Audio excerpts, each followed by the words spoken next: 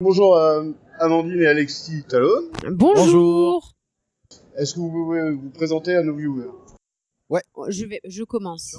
Alors, moi, je m'appelle Amandine. Je viens d'un cursus artistique. Ça, je la refais bien comme il faut. Je prends le temps de dire les choses.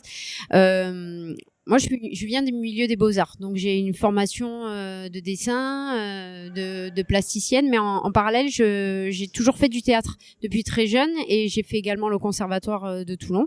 Donc, je suis à la fois, j'ai des notions à la fois d'art, diplômée en école supérieure d'art, mais surtout des grosses notions dans le théâtre, ce qui m'a amenée plus par chance en fait à côtoyer le milieu des conventions, parce que je suis rentrée dans la web série Noob et j'ai incarné le personnage de Golgotha pendant je ne sais plus combien, de 2008 jusqu'à 2015, et c'est ce qui fait aujourd'hui que j'ai été connue.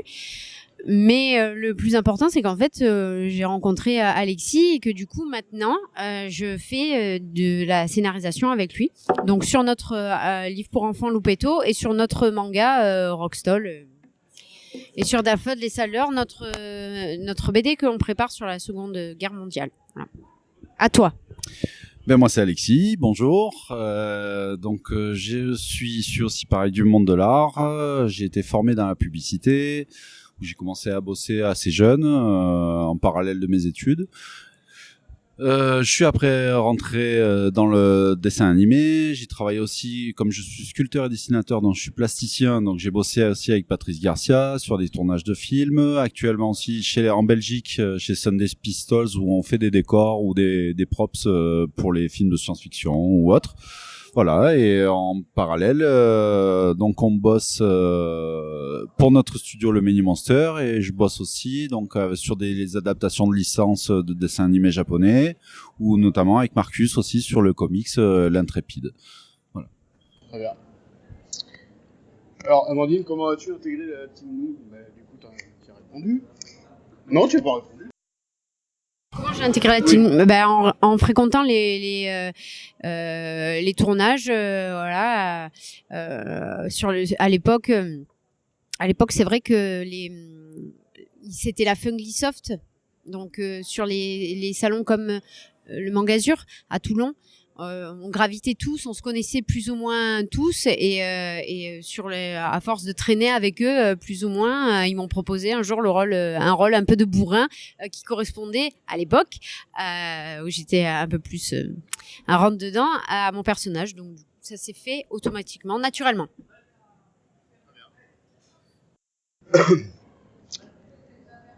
Alors Alexis, comment es-tu arrivé à l'illustration?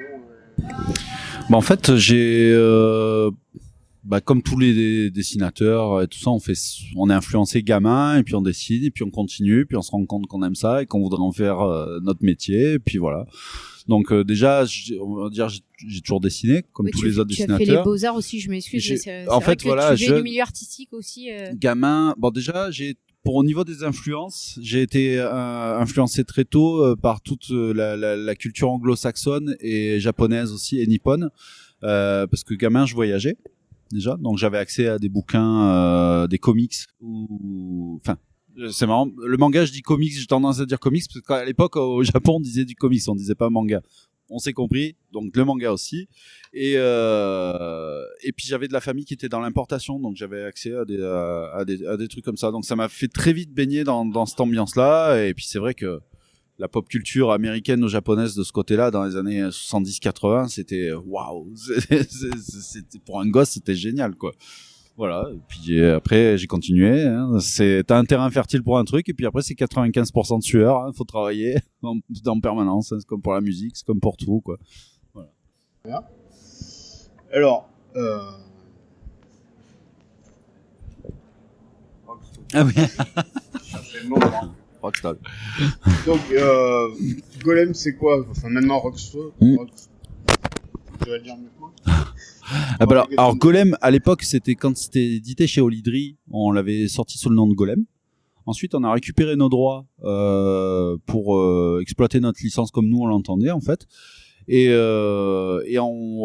comme on dépose en fait à chaque fois nos logos pour les protéger, on s'est aperçu déjà de deux choses, c'est que golem, on peut pas le déposer. C'est comme zombie, c'est pas un terme qu'on peut s'approprier. Et puis pour la petite anecdote, on a reçu un 23 décembre après avoir déposé, hein, parce que généralement, et puis t'es pas remboursé, hein, Oui, tu c'est pas repayes. Hein. rétroactif. Ah ouais, ça c'est Tu rigolo. repayes.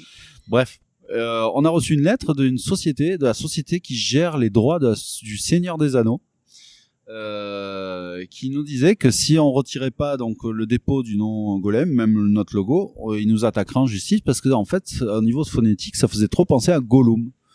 Et en fait, quand tu déposes un logo, un nom, tu coches des catégories en fait, livres, figurines, tout ça, et ça correspondait beaucoup à tout ce que avait coché par rapport à ce personnage-là. Et ben en fait, il verrouillait. Cette société-là est connue pour être auteur. Hein. Ils ont fait fermer déjà un bar en Angleterre de fans de Tolkien de l'époque du livre et tout ça, parce que ça s'appelait le Hobbit et tout ça. Bon, honnêtement, on se sentait pas d'aller se battre contre ça. On avait autre chose à faire. Donc ça a fini par justifier le fait qu'on change le nom. Et comme on ressortait une version comme nous on l'entendait, c'est-à-dire en couleur, avec la qualité des pages couleurs, un petit artbook à la fin et tout ça. On s'est dit bon, c'est la version 1.5, on a communiqué dessus, on a dit bon attention les amis, on ressort le golem, on le rebaptise pour ces raisons-là. Donc on l'a rebaptisé Rockstall, comme c'était le premier tome, ça a posé pas de problème. Et de toute façon tout le monde l'a repris, donc ça a gêné personne. Et donc ça parle de quoi? Donc c'est l'histoire. Tu veux? Oh oui, c'est l'histoire de Luko et Hime qui sont deux chasseurs de trésors, de reliques. Il faut savoir qu'ils sur le continent sur lequel ils vivent. C'est un monde parallèle, un monde juste pour la oui, précision. Cherchez pas notre monde, c'est un monde absurde. Leur monde a été détruit, donc le gouvernement a engagé des guildes de reliqueurs pour retrouver les vestiges du passé, sauf que ça s'est transformé en du braconnage et donc du trafic, du pillage, du trafic de reliques, de trésors. Et ils sont toujours à la recherche du trésor du coup fumant. Voilà, du coup fumant qui fera que deviendront des gens riches, quoi, voilà. Ils rentreront au Panthéon des héros, comme on l'explique dans le résumé.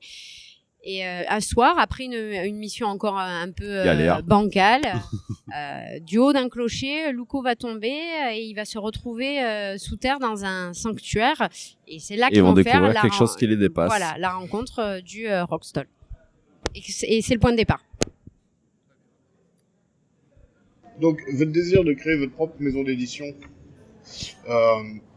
plutôt que de rester chez Olydri, justement, c'est dû à quoi? À la qualité du travail. Pour Rockstall, en tout cas, c'était ça. Mais on n'avait pas les mêmes. On n'avait pas la même pas vision, les mêmes objectifs, et pas les mêmes objectifs en termes de qualité de livre, voilà. C'est tout. Et puis pourquoi se créer son propre studio, parce que c'est bien beau après de râler quand t'es pas content, mais faut le faire soi déjà pour voir ce que t'es capable de faire. Et puis surtout pour plus de liberté, parce qu'on bosse aussi avec le Japon avec Kana pour des adaptations donc en projet. Ça pour l'instant on peut pas encore dire de titre parce qu'il y a pas de truc à arrêter sur ça. C'est des contrats et des contrats et des contrats, donc voilà.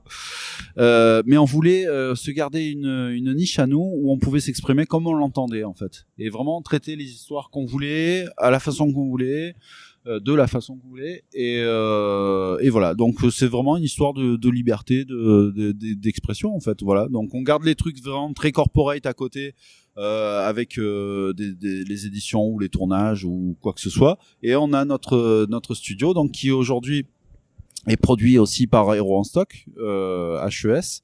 Voilà pour le financement. Là on sort par exemple un truc sur la Seconde Guerre mondiale aussi, qui est un sujet assez difficile à faire signer chez un éditeur. Bon voilà, on se pose plus la question.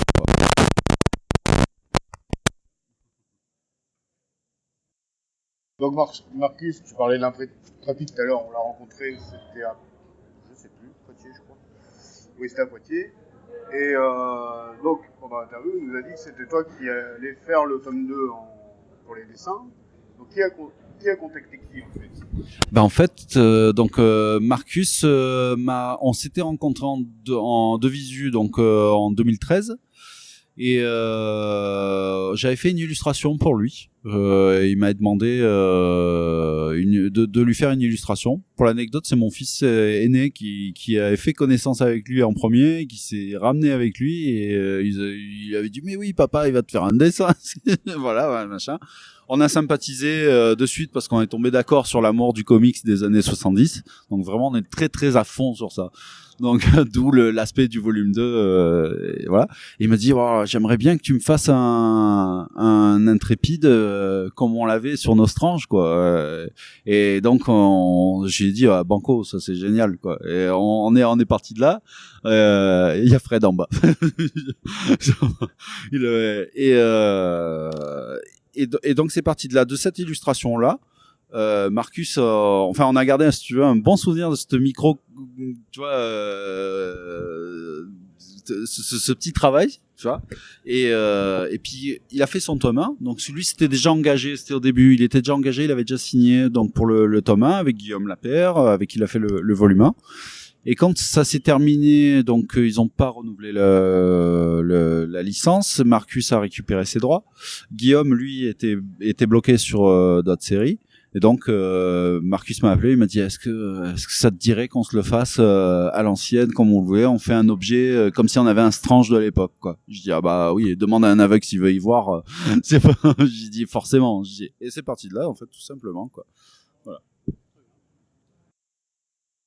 Alors vous avez un autre univers avec Loupetto, qu'on a vu tout à l'heure, qui est plus pour les enfants. Oui. Pourquoi ce changement ?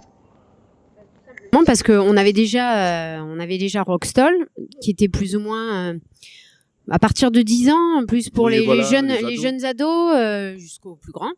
Et on s'est dit, comme on avait, comme on les a toujours, pardon. Hein, on a 3 mais enfants. comme ils étaient plus petits à l'époque, les deux plus petits, on s'est dit, ça serait bien de faire quelque chose pour eux.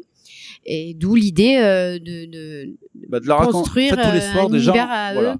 Et tous les soirs, on passe du temps avec eux, beaucoup de temps. On est très proche de nos enfants et le soir, on trouve toujours des bouquins ou des comics ou machin. Ils vont dans nos bibliothèques, ils se choisissent un livre et généralement, on se fait une aventure. L'histoire, voilà. Et on avait envie, voilà, de leur raconter une histoire, rien que pour eux au départ, et voir comment ils allaient percuter et tout ça. Et puis c'est né de là. Et c'est surtout qu'on aimait bien tout ce qui était pour tout ce qui est Rockstall, nos références, je pense pas me tromper, c'est Alexis, c'est du Macross, du Megazone 23, du Goldorak. Moi, c'est des Chroniques de la guerre de Lodos, c'était du Vision des Scaflons, Nadia. Et donc ces univers-là, on les aimait.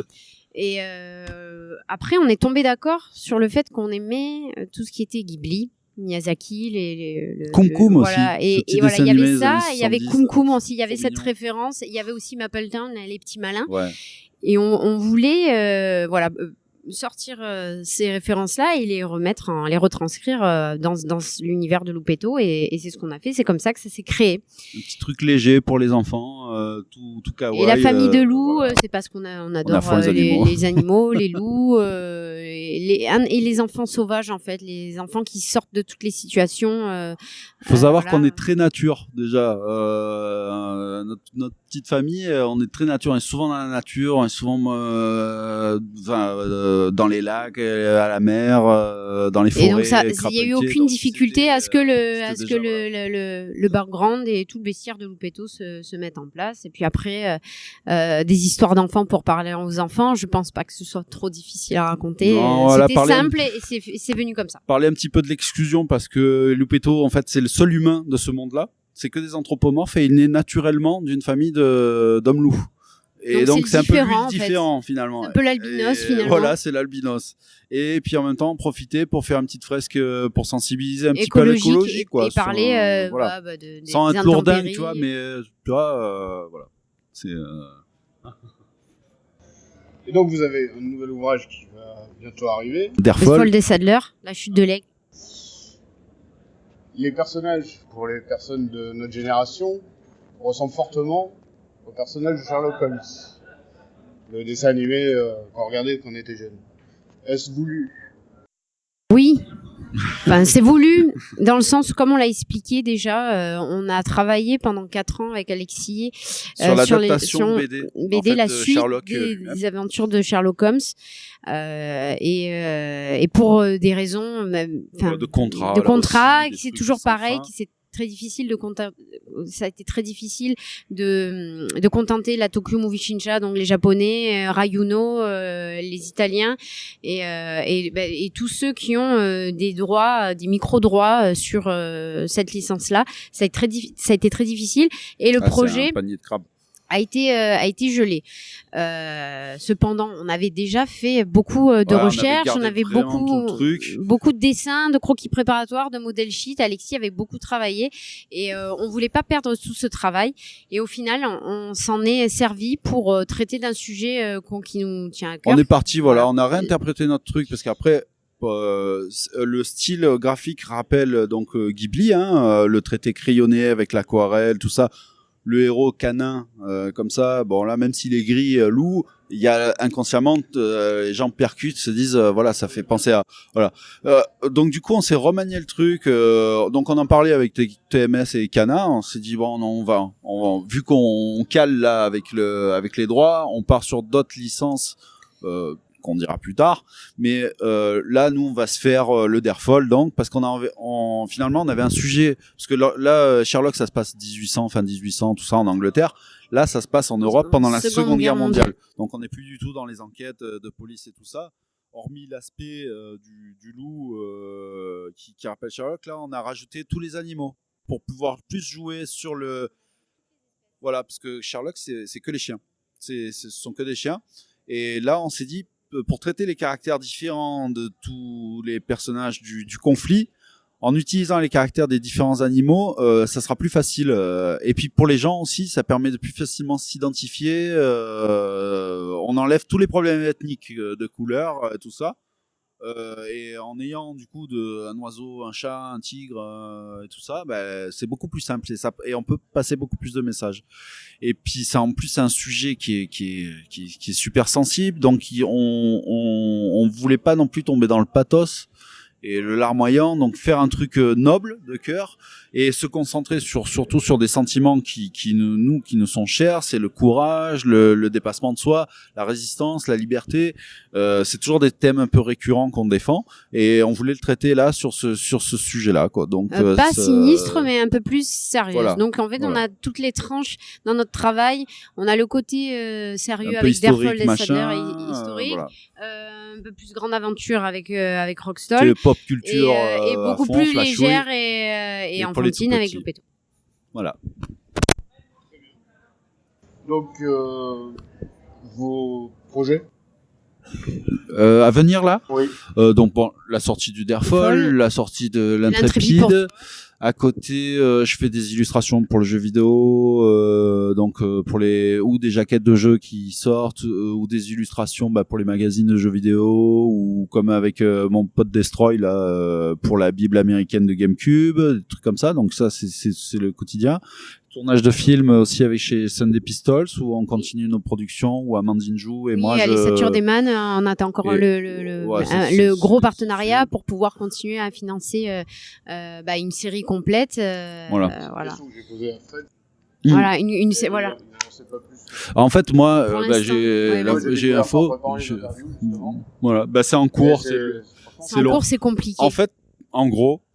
Là, les Sunday Pistols, qui sont une société quand même qui tourne depuis longtemps sur des productions, même avec Besson et tout ça, ils ont travaillé sur Kurtz et tout ça, donc ils ont du taf à côté. C'est une société belge. Quand là, ils ont présenté à Cannes l'année dernière en fait et les Saturday Man et les séries et films sur lesquels on bosse à côté, où je fais les vaisseaux spatiaux, les machins et tout ça. Ils ont rencontré des gros producteurs.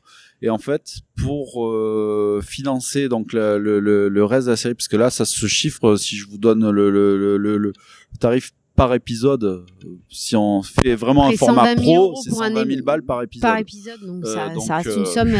Faut avoir les reins, quoi. Voilà. Donc là, ils sont en train de bosser en fait avec les producteurs qui sont très intéressés du coup par Sunday Pistols sur d'autres productions pour voir où chacun va, comment l'entente fonctionne, tout ça, machin. Et quand ils ont fini là leur truc, clac, ils réinjectent sur les productions Sun Pistols et tout ça. Voilà, donc pourquoi mais c'est des années à chaque fois, c'est terriblement. Voilà, faut juste un peu de patience. Le projet est bien. Voilà. J'ai découvert ça, j'étais... C'est génial, c'était vraiment c'était vraiment ton âge génial. C'est ça, et puis on est tous ensemble parce qu'on se connaît tous, on bosse tous ensemble toute l'année et on se marre quoi, c'est trop bien. Bosser avec tous ses potes, c'est génial quoi, c'est le rêve de tous quoi. Qu'avez-vous pensé de ce TGS Perpignan? C'était super chouette. Très charmant. Et on est heureux de revenir dans la région parce qu'on aime beaucoup le coin. Et les gens sont adorables déjà. Le staff il est en or, donc on va dire que du bien. C'était vraiment super. Il y a que du bien à dire, vraiment. Et en plus de ça, hier on a rencontré une mamie. Ah oui. Alors Monique Fournier, si vous regardez cette vidéo, on vous fait un gros bisou. C'est une dame qui est passée sur le stand de 84 ans et qui a, quand elle a vu les visuels de Derfol, elle a dit vous me rappelez. Ça me fait penser à des choses. Ça me fait penser à des choses, beaucoup de choses que j'ai vécues. Et au final, c'était une femme pilote. C'était une femme pilote. Avec son mari, qui était lui marin, elle pilote. Elle nous a sorti des anecdotes à pleurer. On est resté en contact, hein, là forcément. On a pris les numéros de chacun et tout ça. Et elle va nous apporter d'autres visuels pour le travail de Derfol justement, des expressions, le ressenti d'un pilote. Et surtout comme dans Derfol, on a toujours une fois, on a l'équité homme-femme, hein, c'est un truc qui revient souvent. Donc pour Rockstall, on a 2 héros, donc un gars et une fille. Pareil pour Rockstall, pour Derfol, on a donc Lisa et Jürgen qui sont 2 pilotes. Et c'est une femme pilote qui va pouvoir nous donner ses impressions, ce que ressent un pilote génial. Au décollage, ce qu'il ressentait à l'époque, surtout dans des zincs de ce genre-là. Par exemple, pour parler d'une des choses qu'elle nous a dit, c'est que la première des choses qu'un pilote pense quand il a décollé, enfin qui à l'époque, hein, aujourd'hui c'est beaucoup plus facile de ce côté-là, ils sont sécurisés. À l'époque, ça l'était moins. Voilà. Dès qu'ils décollaient, leur première obsession, c'est de trouver un endroit où ils pouvaient atterrir. Ils scrutaient le sol en permanence au cas où ça pétait ou quoi que ce soit, pour aller chez les vaches. C'est une expression qu'ils ont. Aller chez les vaches, en fait, c'est atterrir dans un pré. Et en fait, pour survivre, quoi. Parce que quand on est, par exemple, dans Derfol, ils sont beaucoup dans les Alpes, dans les chaînes de montagne. Il y a rien de plus angoissant pour un pilote, apparemment, de cette époque-là, quoi. Donc, génial, quoi. Et on en a plein d'autres comme ça, quoi. Ouais, oui. C'est historiquement et au niveau. Et puis on prend son ressenti plein pot, quoi. Et puis pour une bonne femme, en plus, à cette époque-là, pilote de biplan. Allez, une dernière anecdote pour la route. Elle nous sort, elle atterrit avec son biplan donc dans un champ. Un ami à elle qui l'a rejoint en moto parce qu'elle devait rejoindre un point X à un endroit. Il lui file la bécane. À l'époque elle était jeune. Elle monte sur la moto, elle part, elle se fait interpeller par ou par des filles qui disent mais madame qu'est-ce que vous faites sur une moto machin, et elle leur sort avec le plus grand aplomb mais monsieur il faut bien se planter quelque part, donc laissez-moi faire ce que j'ai à faire. Oui, c'est génial. Elle a un bon franc-parler. De toute façon, une femme pilote, déjà, à cette époque-là, il faut avoir une sacrée poigne. Hein. Elle m'a dit qu'une phrase. Ouais. Ah oui, bah oui, c'est vrai que tu l'as croisé aussi. Donc, merci bien. Merci à toi. N'hésitez pas à acheter leur bouquin. Et à passer sur le stand. Si voilà, vous venez êtes nous voir sur Instagram. On a une page Instagram Alexis Talon ou Amandine Talon. La page Many Monster Studio sur Facebook. Et voilà, hein, on a toutes les infos. Venez nous demander, poser des questions, n'hésitez pas, quoi. Voilà. Merci. Merci.